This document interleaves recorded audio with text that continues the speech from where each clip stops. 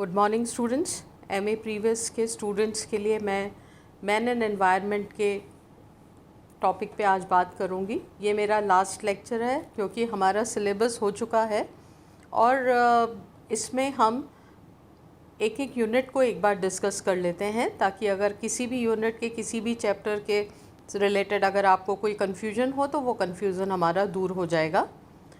तो सबसे पहले हम बात करेंगे जो आपका पहला वाला यूनिट है, उसमें हमें जो पढ़ने हैं कंटेंट्स जो हैं वो उसमें हैं concept of environment and ecology, nature and scope of geography of environment concept and ecology and ecosystem definition and elements, energy flow in ecosystem. अगर हम इसको इन टॉपिक्स को अगर हम हिंदी में देखें तो ये है पर्यावरण और पारिस्थितिकी की जो अवधारणा है, पर्यावरण भूगोल की प्रकृति और उसका विषय क्षेत्र क्या है और पारिस्थितिकी की अवधारणा क्या है, उसका हम ये कह सकते हैं कि उसमें कौन से कंसेप्ट्स हैं। फिर पारिस्थितिक तंत्र की परिभाषा और उसके मुख्य तत्व और पारिस्थितिक तंत्र में ऊर्जा प्रवाह। ये हमारा टोटल जो फर्स्ट यूनिट है ये कंप्लीट हम क्लास में कर चुके हैं। इसके नोट्स भी मैंने आपको दिए हैं, कुछ नोट्स हमने ऑनलाइन भी आपको दिए हैं, यूट्यूब पे भी इसका लेक्चर है और ये यूनिट हमारा पूरा हो गया है। डेफिनेशंस भी हमने हिंदी इंग्लिश दोनों में ही ये सारा मैटर जो है वो कर लिया है, तो इसमें मुझे नहीं लगता कि इससे रिलेटेड आपको कोई प्रॉब्लम आगे आएगी। फिर हम बात करते हैं सेकेंड यूनिट की जो प्रोडक्टिविटी से रिलेटेड है, जिसमें जो पारिस्थितिकी उत्पादकता है उसकी बात की गई है।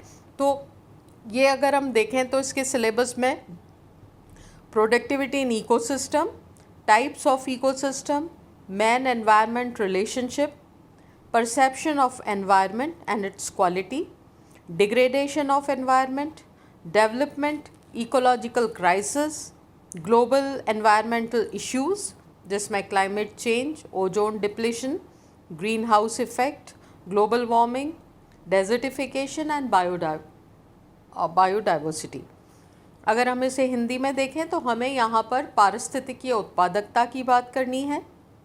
इसके अतिरिक्त पारिस्थितिक तंत्र के प्रकार, मानव और पर्यावरण का संबंध, पर्यावरण और उसकी गुणवत्ता की धारणा, पर्यावरण अवनयन, विकास और पर्यावरण का संकट, जिसमें हमें जितने भी टॉपिक्स हैं इससे रिलेटेड उसके बारे में हमने डिस्कस किया है।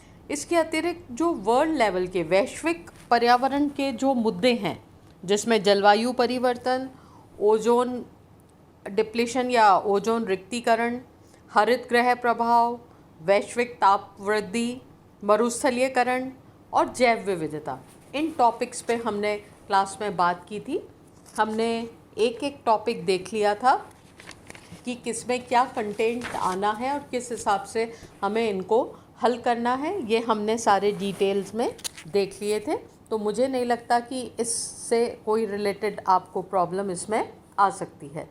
फिर हम बात करते हैं थर्ड यूनिट की, जिसमें मेनली जो है वो इकोलॉजिकल पोल्यूशंस की बात की गई है, पर्यावरणीय प्रदूषण की बात की गई है।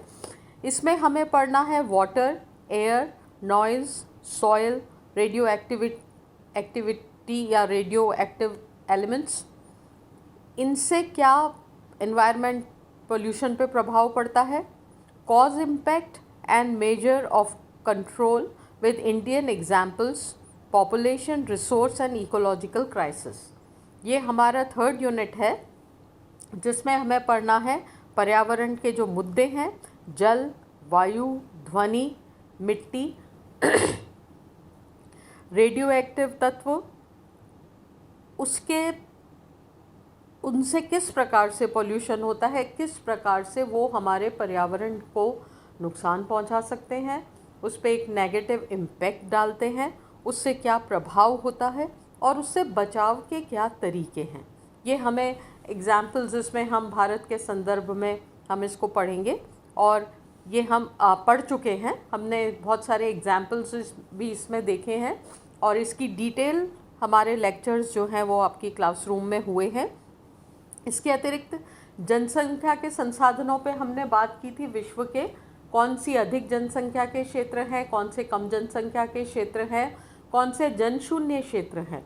साथ ही साथ पर्यावरण संकट की बात की थी, संसाधनों की बात की थी, किस प्रकार के संसाधन हैं, हमारे प्राकृतिक संसाधनों की बात की थी, ह्यूमन रिसोर्सेज की बात की थी। तो ये जो थर्ड यूनिट है बेसिकली ये एनवायरमेंटल डिग्रेडेशन की हम यहाँ पे बात करते हैं, और उस डिग्रेडेशन के लिए जो भी तत्व रिस्पॉन्सिबल हैं उन सारे तत्वों की यहाँ पर हम बात करते हैं। जैसे हमने पॉल्यूशन की बात की तो सभी तरह के पॉल्यूशन का यहाँ हमने अध्ययन किया था, और साथ ही साथ जो पॉपुलेशन की स्थिति है, जनसंख्या की स्थिति है, जनाधिक्य की स्थिति है, और वो हमारे पर्यावरण पर क्या विपरीत प्रभाव डाल रहे हैं और उससे बचने के क्या क्या उपाय हो सकते हैं, उन सभी तत्वों की बात हमने यहाँ पर की थी। साथ ही साथ विश्व में किस प्रकार के पर्यावरण संकटों की स्थिति है और किस प्रकार की संभावनाएं हमें दिखाई देती है कि जो हमारे यहाँ जो पॉपुलेशन एंड रिसोर्सेज का जो संबंध है, इस संबंध से किस प्रकार की प्रभाव हमारे पर्यावरण पे पड़ते हैं, इनको हमने बहुत डिटेल में इनकी स्टडी की थी और हमने अलग अलग कालों में बांटकर इसका अध्ययन किया था और अलग अलग देशों के आधार पर हमने देखा था कि इसका किस प्रकार से प्रभाव हमारे पर्यावरण पर पड़ रहा है। तो ये एक जो मानव और पर्यावरण का संबंध है, ये जो मानव और पर्यावरण का संबंध है, ये यहाँ पर हमें जिस प्रकार से दिखाई दे रहा है उसका अध्ययन हमने यहाँ पर किया था। फिर हम आते हैं फोर्थ यूनिट पर, वो है environment and quality of life, environment management approaches, management of forest, soil, wild life, energy, mineral resources, disaster and their management, environmental impact assessment and conservation of natural resources।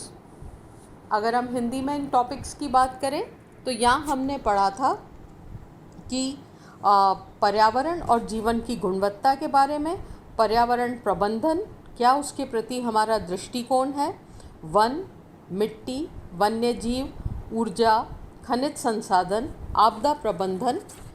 इसके अतिरिक्त हमने इस वाले unit में जो चीज़ें देखी थी वो हमारे थे कि पर्यावरण का पे क्या प्रभाव, किस प्रकार का इम्पैक्ट पड़ रहा है, इसके बारे में हमने देखा था। उस आकलन का प्राकृतिक संसाधनों पे क्या प्रभाव पड़ रहा है और हम इन प्राकृतिक संसाधनों का संरक्षण किस प्रकार से कर पा रहे हैं, ये हमने इस फोर्थ यूनिट में अच्छी तरह से डिटेल में पढ़ा था। कुछ स्टूडेंट्स ने नोट्स भी बना के मुझसे टाइम टू टाइम चेक कराए हैं। मुझे उम्मीद है कि उनके पास सारा मैटर जो है वो कलेक्ट हो गया होगा।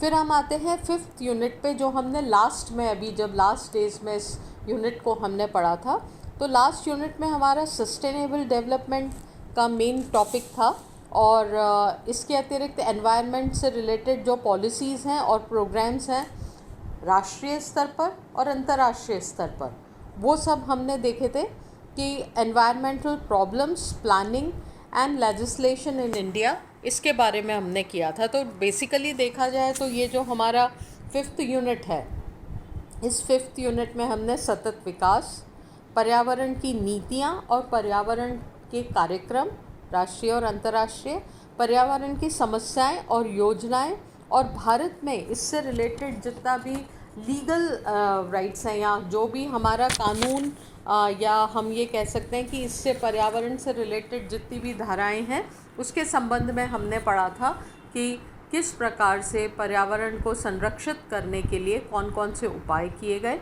और वो उपाय इस प्रकार से किए गए कि हम पर्यावरण को नुकसान नहीं पहुंचने दें। किसी भी रूप में हम पर्यावरण में एक नकारात्मकता नहीं आने दें, उसकी क्वालिटी को मेंटेन रखें, चाहे हमारी पॉपुलेशन कितनी भी हो जाए, चाहे हम किसी भी प्रकार से संसाधनों का प्रयोग करें।